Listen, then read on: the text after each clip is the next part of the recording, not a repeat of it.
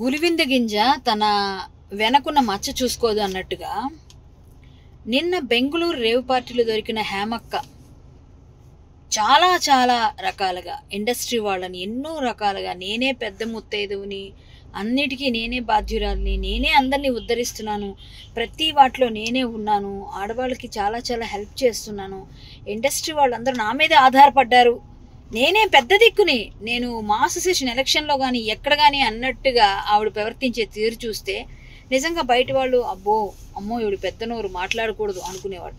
ఎవరిని వదలకుండా పిచ్చి పిచ్చిగా అందరినీ ఏదో విధంగా గొడవలు చేస్తున్న ఆమె చేసినవన్నీ మనం చూసాం. మా అసోసియేషన్లో ఆయన చేయి కొరికింది శివబాలాజీది, అంతకుముందు రాజేంద్ర ప్రసాద్ గారిని అడ్డగించింది, నా మీద కేసులు పెట్టానని చెప్పి పోలీస్ స్టేషన్స్కి వెళ్ళింది, నన్ను ఏదో ఫ్రెండ్స్తో సరదాగా పేకాడుకుంటే అది ఎవరో పట్టిస్తే అదేదో పెద్ద నేరంలాగా పేకాడావు, నువ్వు పేకాడావు, కరాటే కళ్యాణ్ నువ్వేం చేసావు అని మాట్లాడిన హేమక్క ఈరోజు నువ్వేం చేసావు? ఒక రేవ్ పార్టీలో డ్రగ్స్తో పాటు దొరికావు. నువ్వు ఈ శాంపిల్స్ వచ్చిన తర్వాత బెంగళూరు పోలీసులు నీకు ఖచ్చితంగా నీకేంటన్నది పనిష్మెంట్ ఇస్తారు. ఇక్కడైతే ఎలాగూ ఇంకా చాలా పనిష్మెంట్స్ తీసుకోవడానికి సిద్ధంగా ఉండు. ఎందుకంటే ఒక మనిషికి ఒక మాట అనే ముందు కర్మ రిటర్న్స్ అంటారు. ఎప్పుడైనా మనం చేసిందే మనకు తిరిగి వస్తుందని. కాబట్టి ఇక ముందైనా జాగ్రత్తగా నడుచుకో.